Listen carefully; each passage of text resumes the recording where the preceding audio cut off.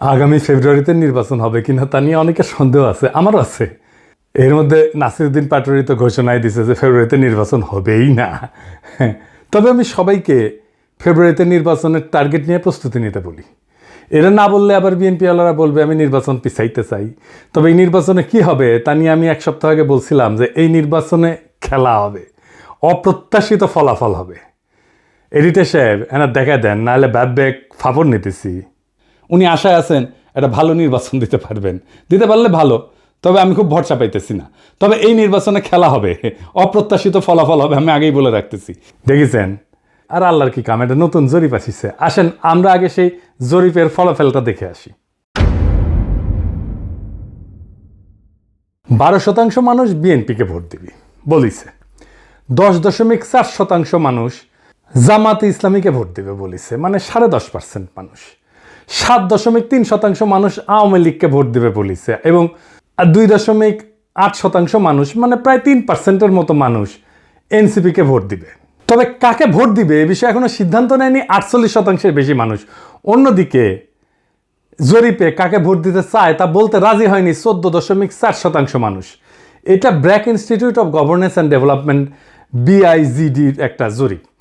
8 মাস আগে গত অক্টোবর মাসে একই প্রশ্ন করা হয়েছিল এবং এরাই এই স্টাডিটা করছিল। সেখানে 16.30% মানুষ বিএনপিকে ভোট দিতে চাইছিল। এইটা স্যার গতবার আর এইবারেরটা একটু পাশাপাশি দেখেন, তাহলে বুঝবে যে কেমন কমিছে। 11.30% মানুষ জামাতকে ভোট দিতে চাইছিল এবং 2% মানুষ এনসিপিকে ভোট দিতে চাইছিল। তার মানে জরিপ অনুযায়ী 8 মাস পরে বিএনপি এবং জামাতের ভোট কমিছে, এনসিপির সামান্য কিছু বাড়িছে। তবে 62% মানুষ এই রাজনৈতিক দলগুলোকে ভোট দেবে না, তাই না? কারণ তারা হয় বলতে রাজি হয়নি, অথবা তারা এখনো সিদ্ধান্ত নেয়নি। এরা এই 1 বছরে তাদের উপর থেকে আগের সমর্থন সরাই ফেলছে, আরও ফেলবে।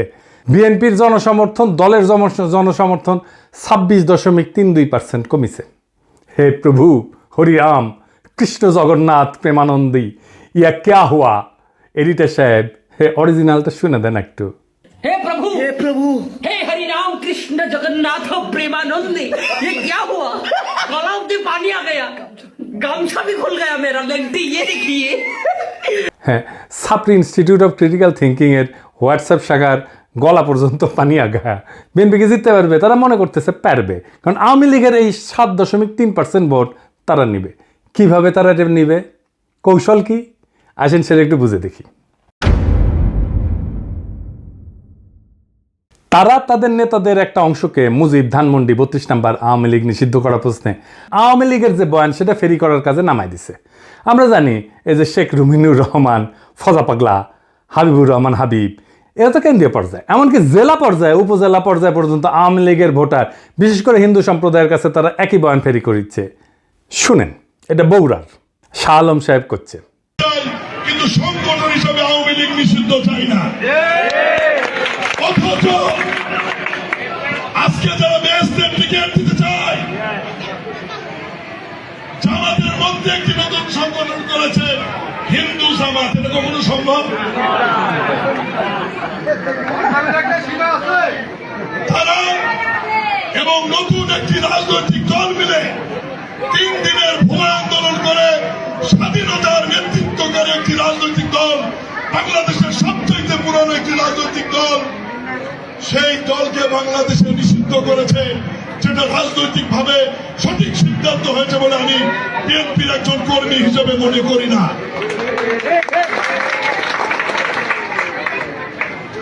এই বাংলাদেশের ইতিহাস লিখতে গেলে মহান স্বাধীনতার ঘোষক শহীদ রাষ্ট্রপতি জিয়াউর রহমানের নাম লিখতে হবে। এই বাংলাদেশের স্বাধীনতার ইতিহাস রচনা করতে গেলে মুক্তিযুদ্ধের নেতৃত্বকারী দল আওয়ামী লীগের তৎকালীন সভাপতি শেখ মুজিবুর রহমানকে অস্বীকার করা যাবে না।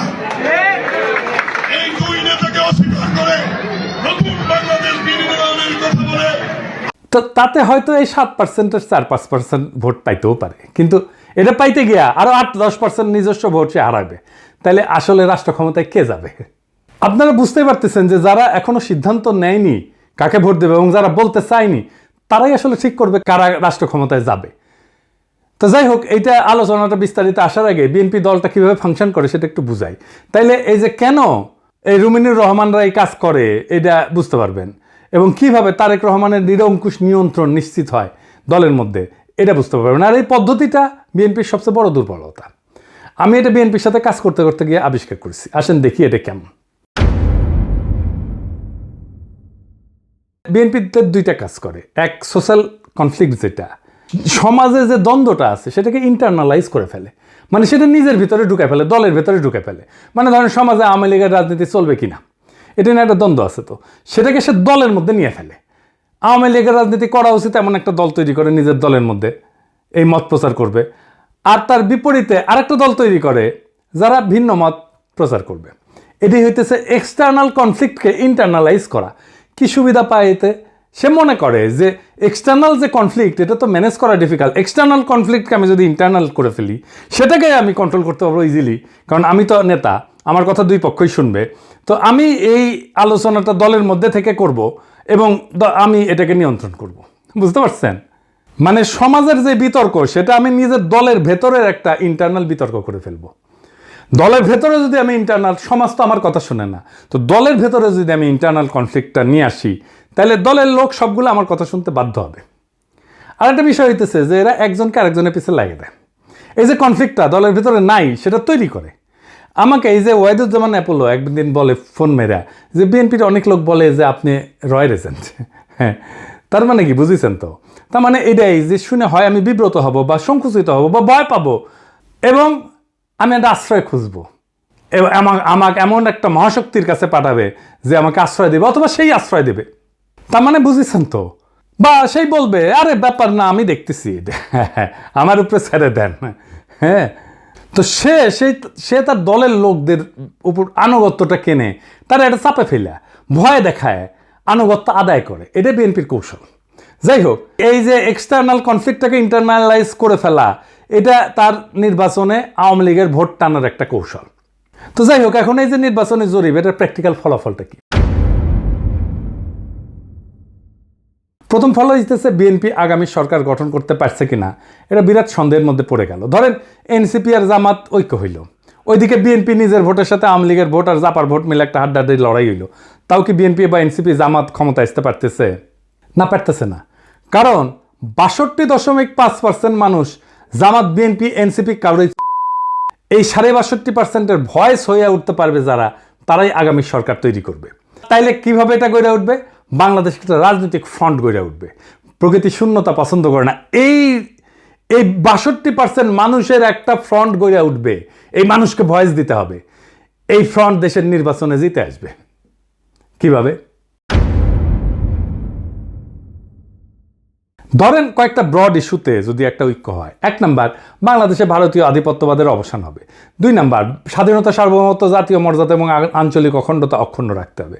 3 নাম্বার, আওয়ামী ফ্যাসিবাদের চিরস্থায়ী অবসান ঘটাইতে হবে। 4 নাম্বার, একটা ইনসাফ ও সাম্যের বাংলাদেশ বানাইতে হবে।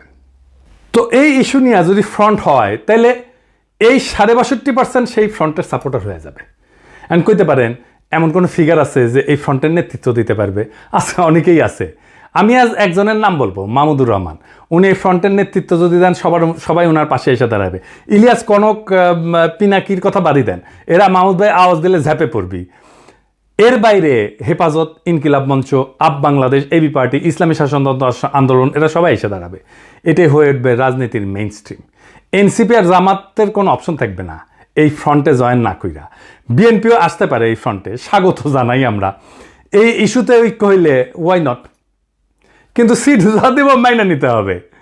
এই ফ্রন্ট মানে বিএনপির বিরুদ্ধে যাওয়া না, কিন্তু বিএনপির বিরোধিতা করাও না, বরং অ্যান্টি ফ্যাসিস্ট, অ্যান্টি ইন্ডিয়া সমস্ত শক্তিকে একটা কমন গ্রাউন্ডে নিয়ে আসা।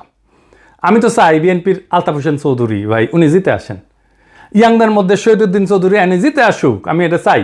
কিন্তু রুমিন ফারহানা হারুক, হাবিবুর রহমান হাবিব হারুক, ফজা পাগলা হারুক। আমি যদি ইলেকশনের আগে দেশে যেতে পারি, আমি আলতাফ ভাইয়ের এলাকায় গিয়ে ক্যাম্পেইন করে দিয়ে আসবো, যেন উনি যেতে ধানের শীষের ক্যাম্পেইন করে দিয়ে আসবো। আমার ক্যাম্পেইনের দরকার নাই ওনার জেতার জন্য, উনি এমনি জিতবেন, কিন্তু আমি যাব আমার নিজের মনের শান্তির জন্য যাব, যে আমি আলতাফ ভাইয়ের ইলেকশনে কিছু কাজ করেছিলাম।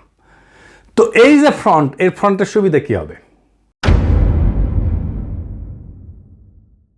এই ফ্রন্টে রাজনৈতিক দলের মাতবরি থাকবে না। রাজনৈতিক দলগুলোকে কিন্তু দেশের মানুষ পছন্দ করে না, বিশ্বাসও করে না। সেজন্য রাজনৈতিক দল অ্যান্টি হাসিনা লড়াইয়ের নেতৃত্ব দিতে পারেনি। এটা মাইনে নিতে হবে সবাইকে। এই ফ্রন্ট 2024-এর বিপ্লব যারা করছে সেই রকম একটা জনগণের ফ্রন্ট হইয়া উঠবে। রাজনৈতিক দল যা খুশি তাই করতে পারবে না। এনসিপির বালখিল্যতা, জামাতের রাজনৈতিক ভুল, অন্য ছোট দলের ন্যাশনাল ইম্প্যাক্ট তৈরি করার অক্ষমতা সব দূর হয়ে যাবে। এক নতুন আশায় দেশবাসী বুক বাঁধবে, সারা দেশে এক নতুন আশার সঞ্চার হবে। আমরা কলা গাছ যদি দাঁড় করাই দিই, বেশিরভাগ আসনে তারা জিতে আসবে। আমরা বিএনপির ট্রু ন্যাশনালিস্ট নেতাদের আসনে কোনো প্রার্থী দেব না। আমাদের মার্কা হবে বাম্বু। বাম্বুর দাবরা নিতে দেশকে আবার সঠিক রাস্তায় নিয়ে আসবো। এই 62% থেকে বাংলাদেশের আগামীর রাজনীতি উত্থিত হবে। এখন প্রশ্ন হচ্ছে, মাহমুদ ভাই কি রাজনীতিতে এভাবে আসতে রাজি হবেন? না, হবেন না। ওনারা যারা চেনেন তারা জানেন উনি হবেন না। এই ভিডিও দেখার পরে উনি আমার ফোন দিয়ে ঝাড়ি দিবেন, বলবেন এসব কি পাগলামি শুরু করিস, আমি আমার দেশ নিয়ে আসছি, আমার বয়স হয়েছে। তো যাই হোক, উনি যাই বলুক। সক্রেটিস বলছিলেন সেই নেতাই শ্রেষ্ঠ নেতা যে অনিচ্ছুক নেতা। মাহমুদ ভাই অনিচ্ছুক নেতা, তাই উনার বাংলাদেশের সেরা নেতা হওয়া সম্ভব। এইটারে বলে সিনাটাস আর্কিটাইপ। কঠিন লাগিচ্ছে হ্যাঁ কথাটা শুনে, টার্মটা শুনে, কিন্তু এটা খুব মজার ইতিহাস আছে। আসেন শুনি। উনার নাম ছিল লুসিয়াস কুইন্টিয়াস সিনসিনাটাস। 458 খ্রিস্টপূর্বাব্দে একজন রোমান সম্রাট ছিলেন তিনি। এই গল্পটা শুরু হয় একটা গভীর সংকট দিয়ে। রোমান সেনাবাহিনী কনসাল মিনুসিয়াসের অধীনে প্রতিবেশী উপজাতি ইকুইদের দ্বারা অবরুদ্ধ হয়ে পড়ে এবং ধ্বংসের মুখোমুখি হয়। রোম শহর আতঙ্কিত হইয়া যায়। এই চরম মুহূর্তে সিনেট মরিয়া হইয়া, উনি প্রাক্তন সেনাপতি ছিলেন সিনসিনাটাস, ওনাকে সম্রাট হিসাবে নিয়োগের পক্ষে ভোট দেয়। উনি তখন অবসর জীবনযাপন করেছিলেন এবং কৃষিকাজ করেছিলেন। সিনেটের একটা প্রতিনিধি দল তার ছোট খামারে পৌঁছায়, সেখানে তাকে তার জমিতে লাঙল চাষ করতেছে দেখে। দেশের ডাকে সাড়া দিয়ে সিনসিনাটাস একটা নতুন সেনাবাহিনী গঠন করে এবং অসাধারণ সামরিক অভিযানে একদিনের মধ্যে ইকুইদেরকে পরাজিত কইরা অবরুদ্ধ রোমান বাহিনীকে উদ্ধার করে রোম শহরকে রক্ষা করে। 6 মাসের জন্য ওনাকে সম্রাট বানানো হয়েছিল, কিন্তু 15 দিন বা 16 দিন পরে উনি ক্ষমতা চাইরা আবার চলে যান, ওনার ক্ষেতের মাঠে চলে যান কৃষিকাজ করতে। জর্জ ওয়াশিংটনের হিস্ট্রিও কিন্তু এইরকম। উনিও কৃষিকাজ করতে চলে গেছিলেন, ওনাকে ধৈর্য এনে প্রেসিডেন্ট বানানো হয়েছে।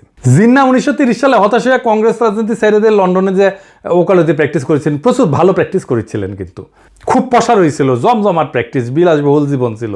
ওনারা ধৈর্য এনে মুসলিম লীগের নেতা বানানো হয়েছে, আর ভারতবর্ষের ইতিহাস বদলাই গেছে। এই যে আমাদের হাসান সৈয়দ সোহরাওয়ার্দী, তারও কিন্তু এরকম কাহিনী আছে। ওনার বোন বেগম শায়েস্তা ইকরামুল্লাহ সোহরাওয়ার্দীর লেখা জীবনীতে আছে। 1933 সালে সোহরাওয়ার্দী সিদ্ধান্ত নিল আর রাজনীতি করবেন না। ট্রেনে করে ভাইয়ের সাথে বোম্বে থেকে কলকাতা ফিরতেছিলেন। প্রোগ্রাম ছিল স্টেশনে নেমে বাসায় ফিরে রেস্ট নেবেন এবং ঘর সংসার করবেন। তো ওনার বড় ভাই ওনাকে ট্রেনে প্রতিজ্ঞা করাইছে আর কখনো রাজনীতি করবা না। উনিও বলছেন আর করবো না ভাই। তো যাই হোক, হাওড়া স্টেশনে নামার সাথে সাথে হাজার হাজার মানুষ ওনাকে ঘিরে ধরে আল্লাহু আকবর, সোহরাওয়ার্দী জিন্দাবাদ স্লোগান দেওয়া শুরু করে। ওনার মাথায় নিয়ে মিছিল করা শুরু করে। কাম শেষ, উনি রাজনীতিতে স্থায়ী হয়ে যান। ইতিহাস বদলে যায়। আমার উপরে ছাইরা দেন। দেশের মানুষ যদি তৈরি থাকে তাহলে মাহমুদ ভাই আসবেন এই দায়িত্ব পালন করতে।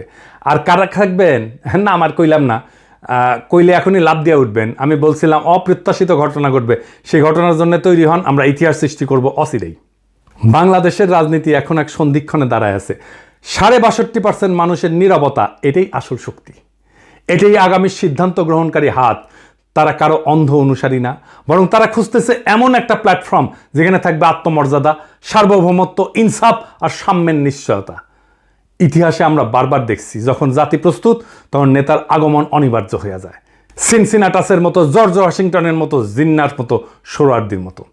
সেই নেতা হয়তো এখনো মাঠে নাই, কিন্তু মুহূর্ত আসলেই ইতিহাসের পাতা থেকে উঠে আসবেন তিনি।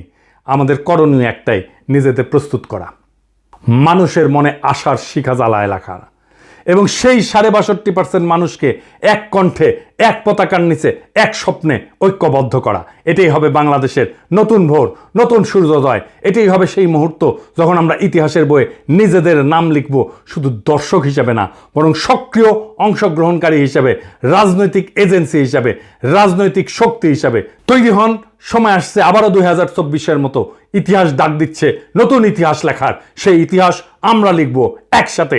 ইনকিলাব জিন্দাবাদ।